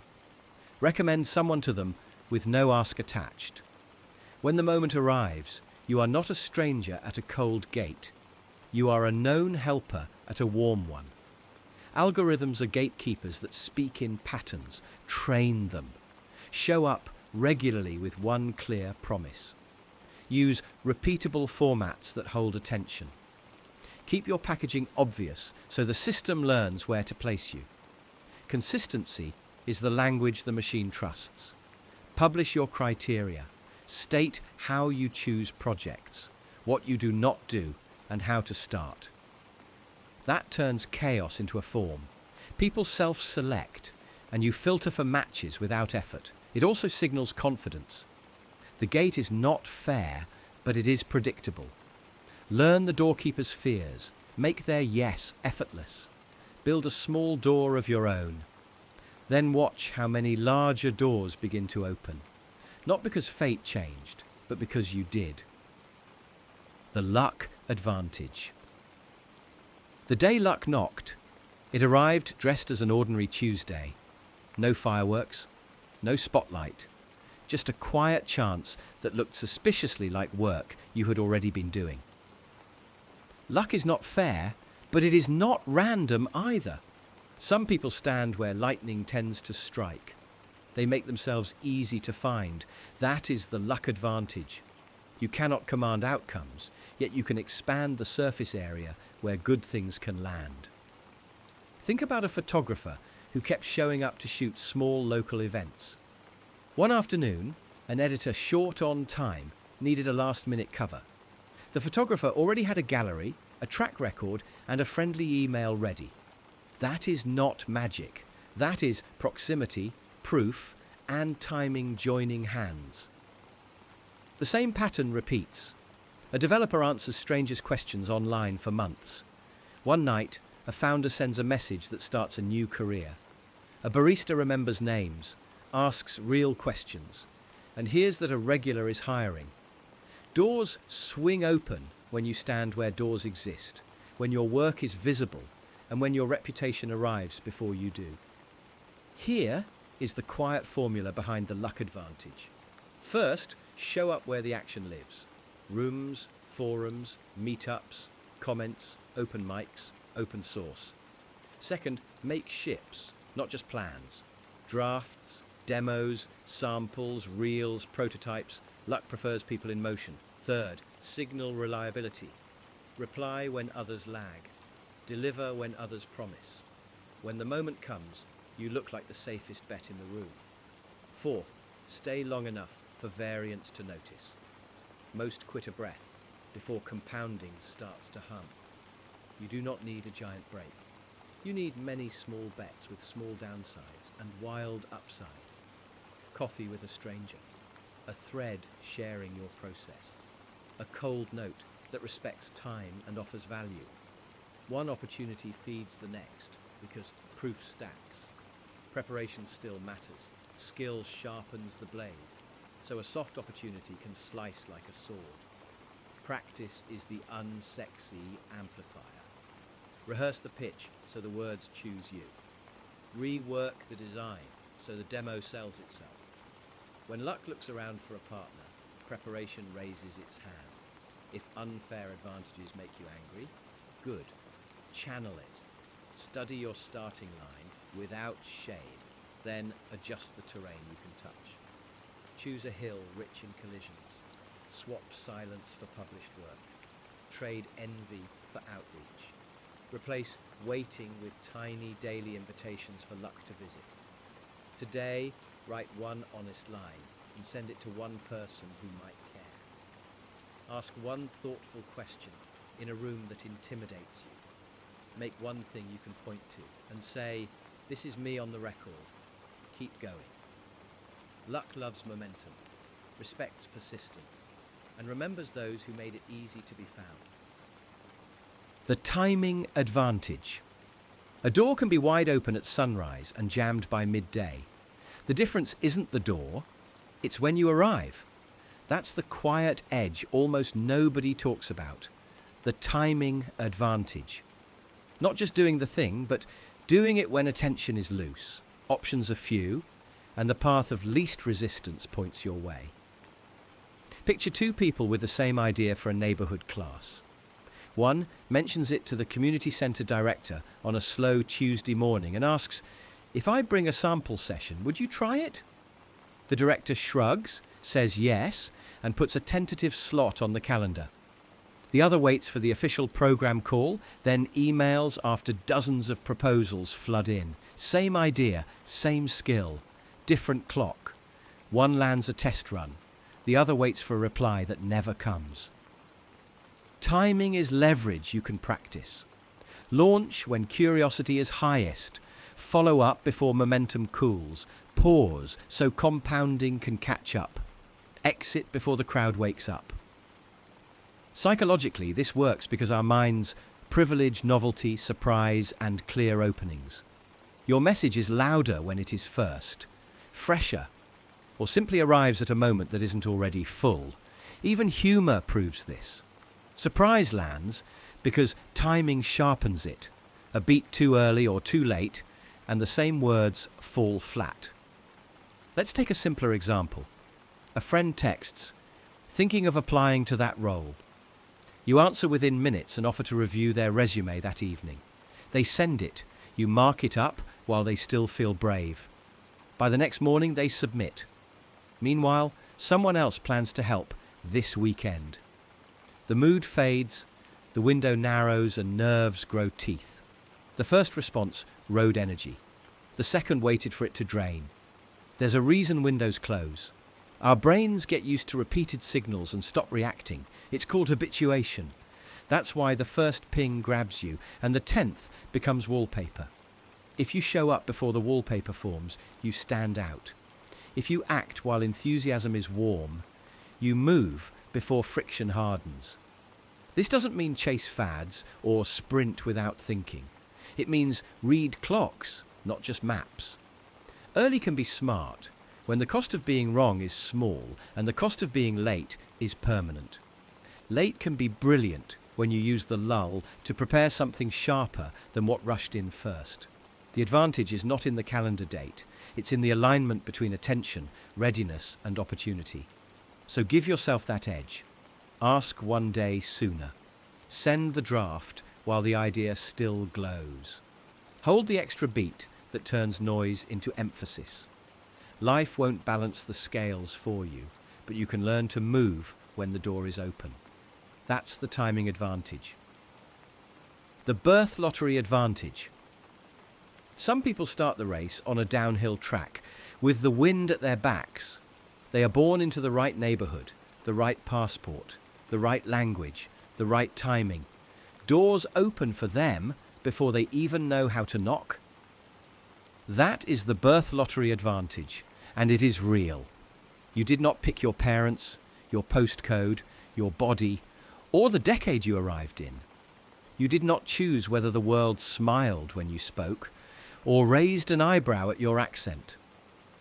Life is not fair, and pretending it is will only leave you confused. But unfair is not the same as unwinnable. The question is not whether someone else got a head start. The question is how to run your race from where your feet actually stand. Start by noticing your starting hand with cold honesty. Maybe you grew up with shelves of books, or maybe you learned to read in a noisy kitchen while helping raise siblings. Maybe your parents knew people who could make one phone call, or maybe your network was your bus route. It all counts. Make your invisible advantages visible. If you speak more than one language, that is a bridge others cannot cross. If you know how to stretch $1, that is resourcefulness many never learn. If your neighbourhood taught you how to hold your nerve, you possess an edge in rooms where people rattle easily. Borrow what you do not have. Mentors are rented wisdom. Communities are shared momentum. You can apprentice yourself to people through their books, podcasts, and open work. You can step into rooms, real or online, where your last name means nothing and only your contribution matters. Build advantages that compound. Skills, reputation, reliability, and kindness turn into an engine that works while you sleep. Tiny daily improvements, repeated long enough, become a gravity that pulls opportunities toward you. Choose arenas that care less about pedigree and more about output. Go where the scoreboard is visible, where customers vote with attention or money, where talent and persistence can be measured without a gatekeeper's blessing. Turn your disadvantages into signatures. The accent you tried to hide can become a memorable voice. The odd path through life can give you a story no one else can tell. Constraints breed creativity. Hunger breeds urgency. Being an outsider breeds fresh angles. None of this is about guilt if you started ahead or shame if you started behind. It is about responsibility. If you were handed a map, use it to pull others onto the path. If you began without a map, become the cartographer. The birth lottery dealt the first hand, not the last one. You are allowed to trade, to stack, to pivot, to learn, to ask, to try again. Fairness is not promised. Progress is available. Play your hand so well that where you started becomes the least interesting thing about you. The immunity advantage. A cold breeze brushes your face. Everyone around you is sniffling. And somehow you glide through the week untouched. It looks like luck. In part, it is. Some people are born with genes that prime their inner defences, like a watchful guard dog. Others enter the world with a softer alarm system. From the very beginning, the deck is shuffled, and not everyone is dealt the same hand. But the story of immunity is more than birthright. It is a biography written by tiny encounters. The dirt you played in, the pets you cuddled, the foods you tasted, the people you lived with, the stress you carried, the sleep you missed. Your immune system is a memory palace of these moments, learning friend from foe, sharpening strategies with each little scrape and sniffle. For some, early life gave a rich education. For others, it was more chaotic, or sterile, or simply harder. Daily life keeps widening the gap. Long nights spent hunched over a glowing screen. Alarms that cut sleep before your body has finished its repair. Meals grabbed in a rush. More sugar than colour. Air thick with exhaust. A calendar with no space to exhale.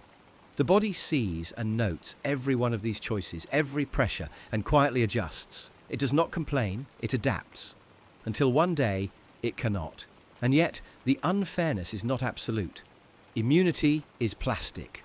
It responds to rhythm and environment. Morning light whispers time to your cells. Steady movement pumps fresh messages through your blood. Real food, grown from soil and sea, feeds the tiny citizens of your gut that train your defences with quiet discipline. Deep, unbroken sleep resets the command centre. Slow breathing lowers the volume on panic so your body can listen for what matters. Laughter and closeness tell your brain that the world is safe enough to heal. Even brief moments in nature remind your system what normal feels like. There are larger forces at play too. Some people work nights, live in crowded spaces, or breathe air that wears them down. Some carry costs, trauma, or responsibilities that squeeze recovery out of the day. Access to care, to time, to fresh food, to daylight is not evenly shared. That is real. And it shapes who gets sick and who springs back. Still, within whatever life hands you, there are levers you can pull.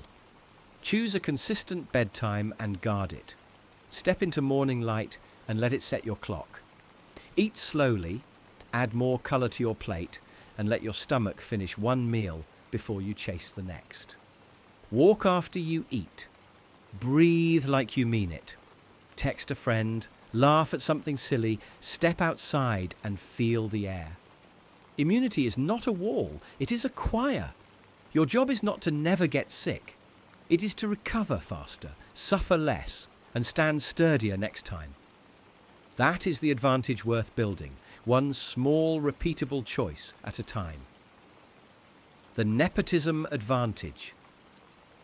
Some people are born with a backstage pass.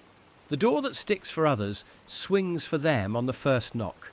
That is the Nepotism Advantage. It is not always a shady phone call or a cousin sneaking you into a job. It can be quieter. A last name that makes a receptionist smile. A mentor who appears before the first mistake. A second chance that shows up faster than the first. Nepotism is just proximity turned into opportunity. The family friend who needs a summer intern. The dinner table where industry language is normal. The casual introduction that bypasses a pile of resumes. It is the head start granted by trust, familiarity, and a reputation you did not have to earn. This can feel infuriating if you're on the outside looking in. But anger by itself does not move the door. Strategy does. You do not need a famous last name to build proximity. You can manufacture it. Become the person who makes it easy to be recommended. Share small proofs of your work where people can see them. Keep your promises so your name becomes shorthand for relief. Ask for advice rather than favors, because advice invites a second meeting, and a second meeting is often the bridge to a sponsor. Proximity lives where problems gather. Volunteer for the messy project that no one wants. Put yourself in rooms where decisions are made, even if your first role is to take notes. Treat every interaction like an audition for reliability. People open doors for those who make them look wise for opening doors. Map relationships the way you map goals. Who sits near the decisions you care about? Who do they trust? Who can you help without keeping score so your name appears in the right sentences when you are not there? Warm doors beat cold doors because trust is transferable. You build that by giving first, following up, and being the person who finishes things. If you do have a family advantage, use it like a spotlight, not a ladder you pull up. Say out loud how you got in. Share your playbook. Recommend someone with less access. Recuse when needed. When leaders model fair process, nepotism loses power because the path becomes visible. Systems matter too. Ask for clear criteria before decisions. Support blind reviews when work can stand alone. Push for structured interviews. These choices do not erase advantage, but they narrow the gap between talent and access. Yes, life is uneven. But uneven is not the same as fixed. Build proximity on purpose. Collect people the way others collect titles. Do the work in public. Be generous, be reliable, and be patient. When your name becomes a promise, the door starts to remember you. And that is an advantage you can create, not inherit. The Celebrity Advantage. Spotlights follow some people even when the room is dark. A face, a name, a story you've heard before, and suddenly the air tilts in their favor. That tilt has a name. The Celebrity Advantage. It isn't just fame, it's attention that compounds into trust, access, and faster yeses. Picture this. Two designers pitch the same idea. One walks in with a great product and a quiet resume. The other walks in with a recognizable handle, a few interviews people remember, and a steady stream of posts that made folks feel like they already knew the work. The investor glances up. "Oh, I've seen your stuff." The second designer smiles, happy to show you what's next. Same idea, unequal gravity. Psychologically, our brains shortcut decisions with familiarity, social proof, and the halo effect. When we've seen a person's name a few times, it feels safer. When we watch others pay attention, we assume there's a reason. And when someone shines in one area, we overestimate their excellence in another. These are biases, yes, but they're reliable gears in the machine of attention. Here's what that looks like up close. You post a small demo every week. A friend shares one. A podcast host asks you about it. Now, an audience hears your name in two places. A stranger meets you at a meetup and says, "Wait, you're the person who built that." The moment they recognize the story, their shoulders drop and the conversation starts 2 steps ahead. Access multiplies because the context already arrived. It's tempting to call this unfair and leave it there, but the deeper move is to study the mechanics and build a version you can carry. Not gossip, not gimmicks. A lighthouse, not a flashlight.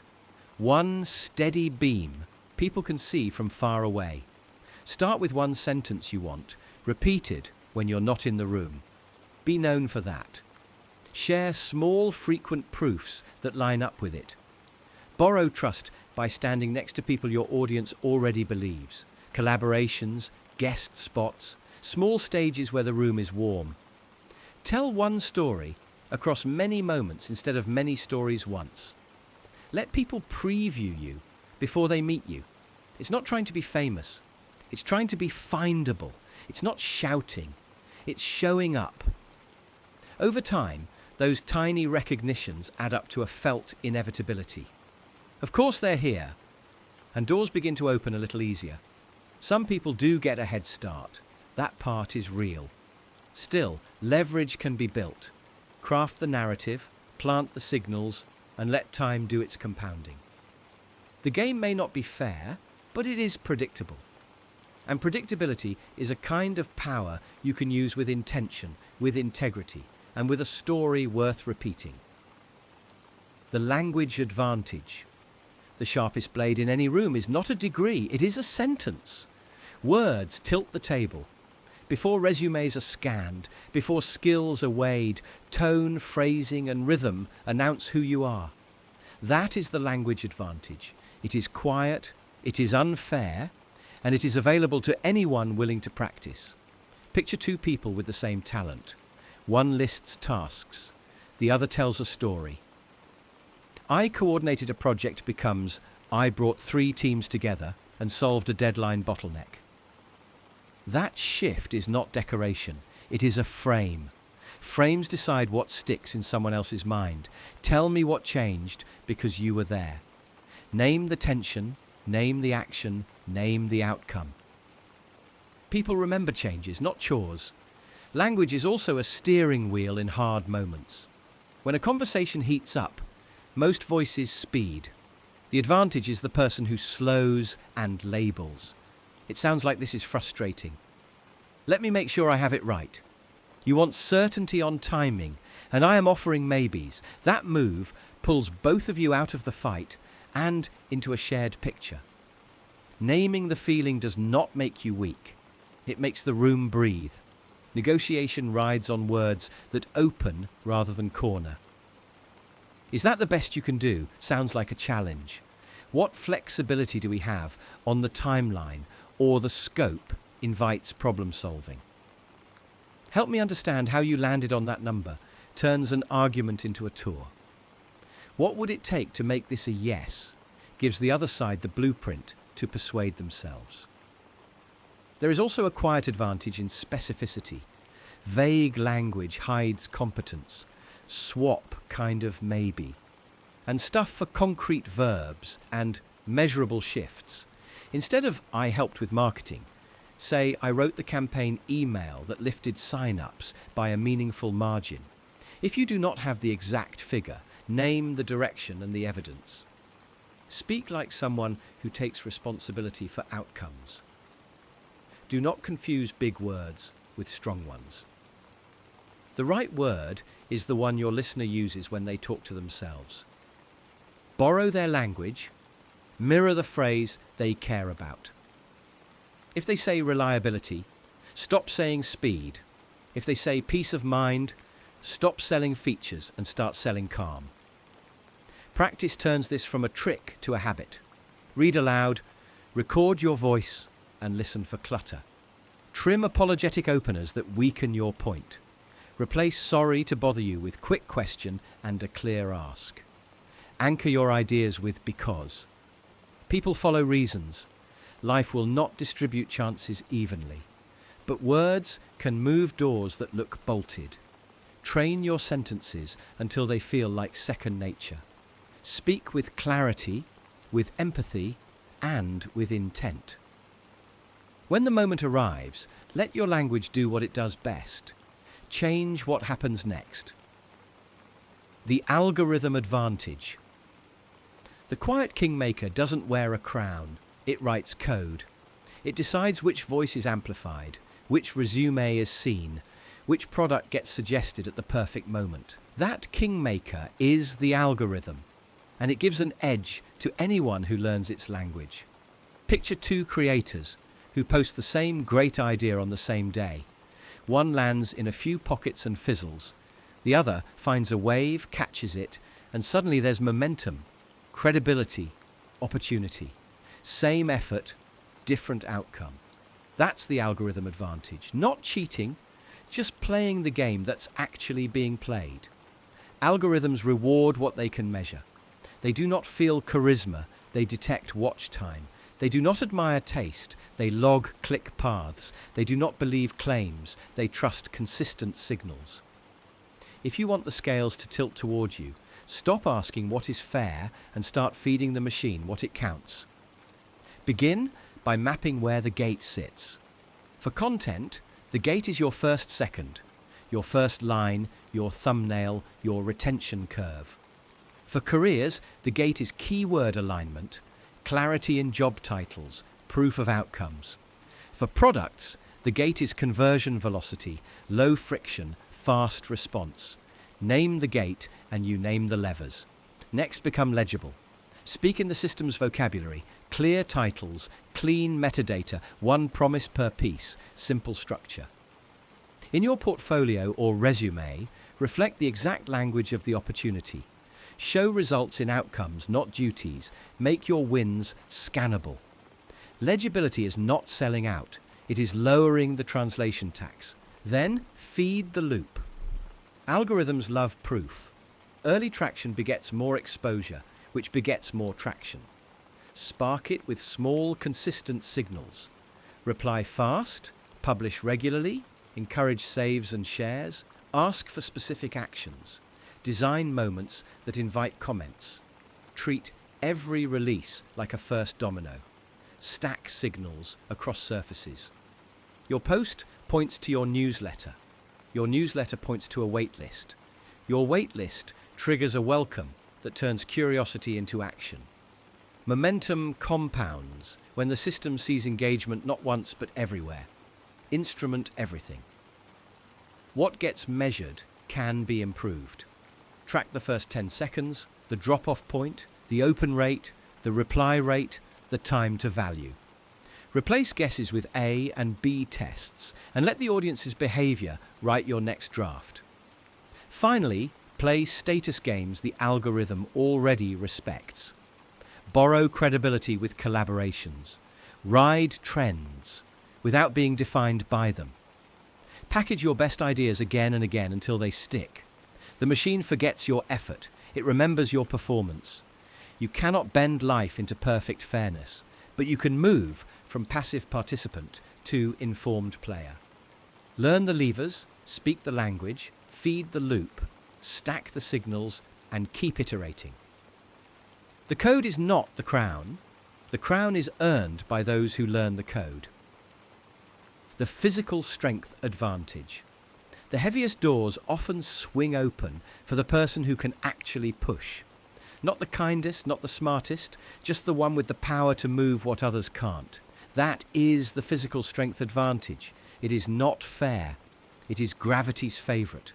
And whether you work in an office or on a job site, it changes how the world reacts to you. Strength is not just about muscles. It is leverage, tendon placement, bone density, and the quiet confidence that shows up before you say a word. It is the calm you feel when the box looks too big, the suitcase too stubborn, the day too long. Strong people move through friction faster. They do not negotiate with a stuck jar. They end the conversation. This advantage starts early. Some kids haul hay bales, climb trees, and play games that reward power. Others grow up with screens and soft chairs. By the time everyone meets on the same field, the gap is real. Coaches notice. Peers defer. Opportunities cluster around the bodies that look like they can carry weight. Later, hiring managers see the same posture and presence and quietly assume resilience. When life gets heavy, the strong look like a plan. There is also a hidden layer: pain, tolerance, and durability. Muscle is armor. Strong backs keep working after mistakes. Strong grips hang on when ladders wobble. Strong legs turn stairs into a shrug. Fatigue arrives later, and while it delays, better decisions get made. That extra sliver of calm becomes a habit, and that habit compounds into reputation. If you don't have this advantage yet, you are not doomed. Strength is trainable, and even modest gains tilt the ground. You do not need perfect genetics to stack wins that matter in real life. Learn to hinge at the hips so your spine stays safe. Practice a deep, smooth squat so chairs, cars, and groceries become easy terrain. Carry something heavy for the length of a song and notice how your breathing steadies. Build grip by holding, not by posing. Every start is awkward. The awkward is the tax we pay for power. Technique multiplies the force you already have. Use your frame. Stack joints like blocks. Let bones take the load before soft tissue volunteers for a job it was never hired to do. Time your breath with effort so your body becomes one piece. Pick tasks that reward consistency over heroics. The world loves PRs. Life pays out on repetition. Here is the unfair truth that can still be yours. Strength does not promise you everything, but it guarantees you options. When more things feel light, more paths stay open. Be the person who can move what needs moving for yourself and for others. The door is still heavy. Be the hinge. The memory advantage. Two people read the same page. One walks away with power, the other with noise. That gap is not talent. It is memory. Memory is the quiet advantage that bends rooms, tilts conversations, and makes opportunities feel like they are looking for you. Think about the last time someone remembered your name, your child's hobby, the book you mentioned months ago. It felt rare. It felt like care. People trust the one who remembers. Decisions follow trust. That is why memory is not trivia. It is leverage. Memory begins before you even try to store anything. It starts with attention. Slow the moment. When you meet someone, say their name once out loud and once inside your head, then notice one striking detail. The colour of their glasses, the rhythm of their voice. Link the name to that detail with a tiny scene. If the name is Rose, see a rose perched on those glasses, bright and a little ridiculous. Vivid is sticky. Compression comes next. Brains love groups. Turn a messy list into a few meaningful chunks. A string of facts about a client becomes 3 big ideas: their goal, their fear, their deadline. A phone message becomes location, action, person. It is easier to carry 3 boxes than 30 pebbles. Now make it move. Memory clings to stories, places, and emotion. Take what you need to remember and walk it through a familiar space. Put the first idea on your front door, the second in the hallway, the third on the kitchen table. Exaggerate each stop with colour, sound, and a tiny touch of absurd. The stranger, the picture, the stronger the glue. Do not just reread, retrieve. After you learn something, close the page and say it back from memory. A short, slightly uncomfortable recall session beats a long, comfortable review. Later the same day, do it again. The following day, do it once more. A few days later, repeat. Your brain notices the pattern of return and upgrades the file. Teach what you want to keep. Explain the idea like you are showing a friend how to use it. If you stumble, that stumble points to the gap. Fill the gap and run it again. Teaching locks the door. Care for the machine. Short, consistent sleep. Movement that raises your heart. And steady water are not bonus points. They are the operating system. A tired brain leaks. Build tiny cues. Put note cards where you stand for coffee. Rename your alarms with prompts. Lower friction to reviewing by making the next step obvious and small. Life will always reward the person who remembers the right thing at the right time. Make memory your advantage, and the world starts to feel less lucky and more responsive. The Persuasion Advantage. The room rarely crowns the smartest brain. It crowns the clearest voice. That is the Persuasion Advantage. When life feels tilted, it is often because someone knows how to tilt the room. Not with tricks, but with the simple power to make other people see, feel, and act. Think about the quiet intern who watched the genius present a perfect plan that no one adopted. The slides were flawless, the math was airtight, and the decision still drifted away. Then the intern stood up and told a short story. A customer with a name, a deadline that hurt, a tiny change that would win back trust before the next quarter. The room leaned in, heads nodded. The plan passed. The difference was not knowledge. The difference was transmission. Persuasion is the current that carries your ideas from your mouth to their minds. Here is what most people miss. Persuasion begins long before you speak. It starts by listening until you can say their problem better than they can. It grows when you frame your idea as the bridge from their pain to their win. It lands when you make the path so concrete they can picture themselves walking it today. Facts inform, pictures persuade. There are a few simple moves you can practice every day. Swap claims for proof by telling one specific story with a name, a place, and a before and after. Trade length for clarity by stating your idea in one breath a child could repeat. Borrow momentum by showing who already agrees and what small step they took first. Use contrast to make your choice obvious. This or that, not this or everything. End with a clean ask, tied to a clear next step and a clock. Notice how persuasion respects energy. People choose what feels easier, safer, and more urgent. When your idea reduces steps, lowers risk, and brings a near win into reach, you stop pushing and start pulling. Your audience begins to persuade themselves. If you want a quiet drill, try this tonight. Pick one person in your life and ask what they are stuck on. Reflect it back in a single, tighter sentence. Offer one doorway, not 5.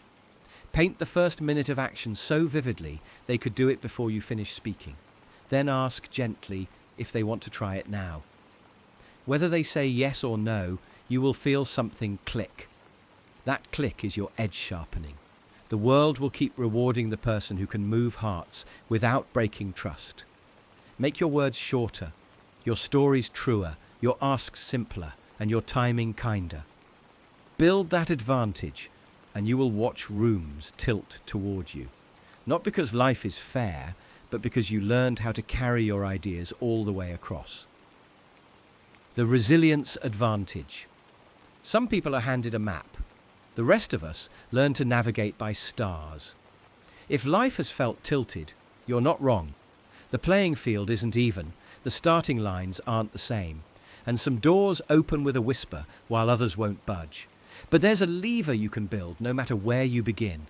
It's not luck, it's resilience. The ability to take a hit and turn it into momentum again and again, and it's rooted in psychology and human behavior. Here's what it looks like in real life. You work for months toward a role. The email lands. We went another direction. You don't bounce, you sit in the car and feel the sting. A friend calls, you say, "What was the point?" They pause and say, "Name it." Then write 3 lines. What happened, what it cost, what you'll do next. You breathe, open your notes and scribble. Didn't get the role. Confidence dented. Ask for feedback. Sharpen the presentation. Put my name on the next pitch. Tomorrow, you send a kind feedback request. You block 2 focused hours to rehearse, and you raise your hand in the meeting you might have hidden from last week. Small, unglamorous moves, yet power returns to your side of the court. Psychologically, naming reality and choosing a specific next step creates a sense of safety. It lowers emotional noise and restores agency, which makes the next action feel possible. When someone feels seen, even by themselves, they're more open to move forward. And here's the reframe that changes everything. Resilience isn't about bouncing back to where you were. It's about building forward into who you're becoming. Not fairness, but fitness for turbulence. Not waiting for an easy road, but training for the road you have.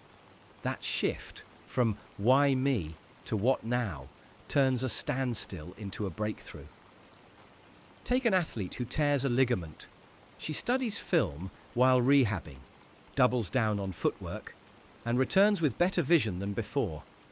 A founder loses a major client. He calls 3 prospects, rewrites the offer in simple language, and learns exactly why the last deal slipped. A student fails an exam. They meet the professor, map a makeup plan, and teach a classmate the material to lock it in. Different domains, same engine. Feel it fully, decide one step, act, review, repeat. Each loop is a rep. Each rep is strength. Life won't stop being uneven, but your recovery time can shrink. Your ability to translate setbacks into skills can compound, and your story can stop being about what you weren't given and start being about what you built. Count the reps, not the reasons. The gap between impact and action, that's the edge you control. That is the resilience advantage.